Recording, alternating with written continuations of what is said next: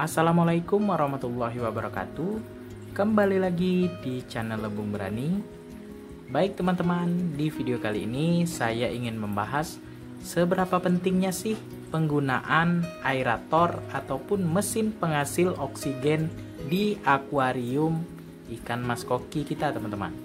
Nah, apakah mesin aerator ini benar-benar dibutuhkan oleh ikan mas koki atau hanya sekedar pajangan? Dan ini juga menjawab dari pertanyaan subscriber Lebung Berani yang bertanya seperti ini. Bagaimana jika akuarium ikan mas koki tidak menggunakan mesin gelembung oksigen, teman-teman? Apakah ikannya tetap bertahan hidup ataupun ikannya akan mati, teman-teman? Nah, di video ini saya akan jawab, dan jawaban ini berdasarkan pengalaman saya selama saya memelihara ikan mas koki, teman-teman. Oke teman-teman, sebelum kita lanjut ke pembahasannya, mohon dukungannya ya kepada channel Lebung Berani dengan cara subscribe, like, komen, serta share videonya agar channel Lebung Berani dapat berkembang dan terus menginspirasi teman-teman sekalian. Ambil sisi positif dari video ini, sisi negatifnya silakan dibuang.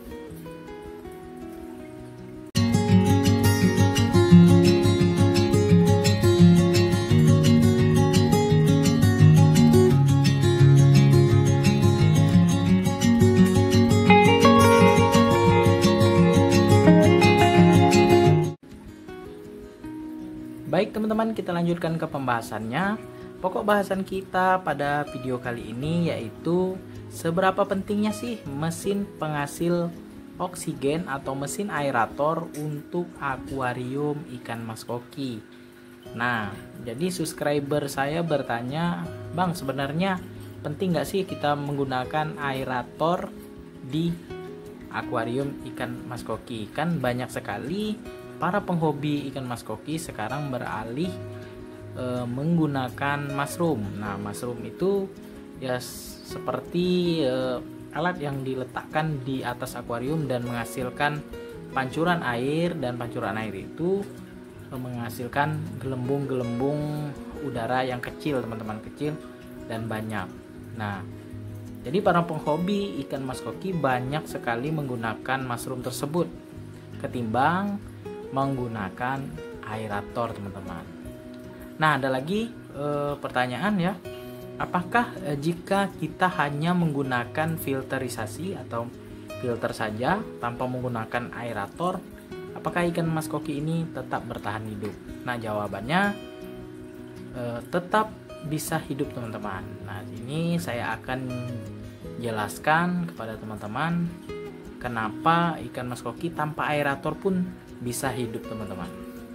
Nah, ini berdasarkan pengalaman saya selama saya memelihara ikan mas koki, teman-teman. Nah, yang pertama ya, perlu kita pahami dulu, mesin aerator ini sebenarnya memang menghasilkan gelembung-gelembung berupa oksigen, teman-teman. Oksigen terlarut di akuarium kita. Namun kita juga bisa mendapatkan oksigen terlarut dari pancuran output atau air keluar dari mesin filter kita, teman-teman. Contoh ya, saya tunjukkan ini. Nah, ini saya tunjuk, ini lubang output atau lubang keluarnya air dari filter akuarium saya, teman-teman. Nah, dari sini kan pancuran ini mengeluarkan gelembung. Nah, tentu saja itu gelembung itu merupakan oksigen terlarut yang sangat dibutuhkan oleh ikan-ikan mas koki, teman-teman. Jadi jawabannya ya, ikan kita akan tetap hidup, teman-teman, walaupun kita tidak menyalakan aerator kita, teman-teman. Tapi dalam catatan airnya terfilter ya, airnya selalu bersih, dan juga output atau lubang keluarnya air di filter itu menghasilkan gelembung-gelembung oksigen, teman-teman. Jadi ada pergerakan pada air di akuarium kita itu juga menghasilkan oksigen terlarut di akuarium, teman-teman. Itu yang saya pahami selama saya memelihara ikan maskoki. Jadi jika teman-teman mungkin ya memelihara ikan maskoki di tank yang mungkin ukurannya tidak terlalu besar, 50 cm ya, misalnya 50 kali 25 kali 25, peliharalah 4 ekor ikan maskoki misalnya. Tapi teman-teman tidak menggunakan aerator karena takutnya nanti kita pasang aerator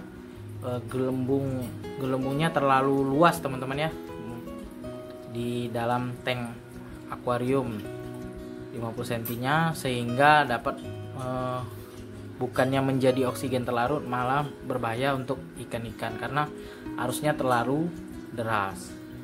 Jadi tidak menggunakan aerator, apakah ikannya tetap hidup? Ya tetap hidup, teman-teman.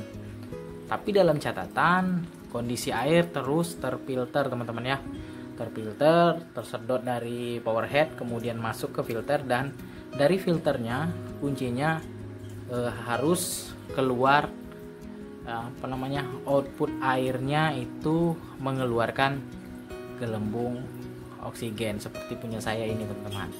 Nah, cukup gampang ya teman-teman, jika teman-teman ingin membuat output dari filternya ini mengeluarkan banyak gelembung, letakkan saja filternya ya, atau box filter di akuarium teman-teman, ditinggikan saja, tinggikan sekitar 4-5 cm saja. Nah itu tingginya curah air dari box filter ke akuarium itu menghasilkan gelembung oksigen yang cukup banyak, teman-teman. Jadi teman-teman tidak perlu khawatir jika di akuariumnya tidak menggunakan mesin aerator, teman-teman. Jadi ikannya tetap hidup. Nah saya juga hampir setiap hari juga tidak menghidupkan mesin aeratornya, teman-teman. Ya, di satu sisi berisik juga, dan juga terkadang mesin aerator ini kan menghasilkan getaran. Jadi kaca di atas itu bergetar juga, teman-teman. Tutup akuarium saya bergetar, takutnya nanti dia nyemplung ke dalam akuariumnya. Jadi saya matikan saja ketika malam hari, baru saya hidupkan kembali. Nah, jadi ikan saya selama tidak menggunakan aerator ya ikannya sehat-sehat saja, tidak mengalami penyakit ataupun kekurangan oksigen. Kecuali teman-teman ya, ketika mati lampu ya, tidak ada pergerakan di air kecuali ikannya yang bergerak ya, berenang di atas dan menghasilkan ombak-ombak yang dari sirip ikan tersebut. Nah kalau mati lampu itu lain cerita lagi, teman-teman. Kondisi air juga tidak tersirkulasi dan tidak ada air turun, sehingga gelembung oksigen tidak dihasilkan oleh box filter, teman-teman. Nah ini menjawab juga pertanyaan untuk teman-teman sekalian. Sebenarnya ya tidak bahaya, teman-teman ya, tidak menggunakan aerator. Tapi kalau misalnya menggunakan aerator juga bagus, teman-teman. Nah seperti ini ya. Nah jadi oksigennya tercukupi ya di akuariumnya, dan juga segi keindahannya cukup lumayan ya. Yang penting aerator itu diletakkan tidak mengganggu posisi ikan berenang, teman-teman, seperti itu.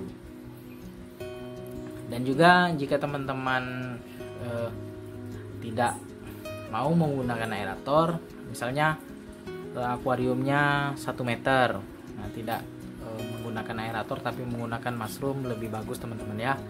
Karena kebanyakan para penghobi ya, ataupun seller ataupun jual ikan-ikan maskoki, peternak dan lain sebagainya, biasa menggunakan mushroom untuk kolam pembesaran ikan maskokinya ya, rata-rata menggunakan itu.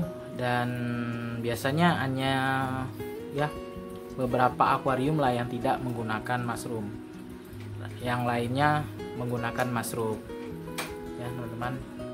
Oke teman-teman, sekian dulu video dari saya mengenai sebenarnya penting nggak sih kita menggunakan aerator untuk ikan maskoki ataupun akuarium ikan maskoki. Sebelum saya akhiri video ini, mohon dukungannya ya kepada channel Lebung Berani dengan cara subscribe, like, komen, serta share videonya agar channel Lebong Berani dapat berkembang dan terus menginspirasi teman-teman sekalian. Ambil sisi positif dari video ini, sisi negatifnya silakan dibuang.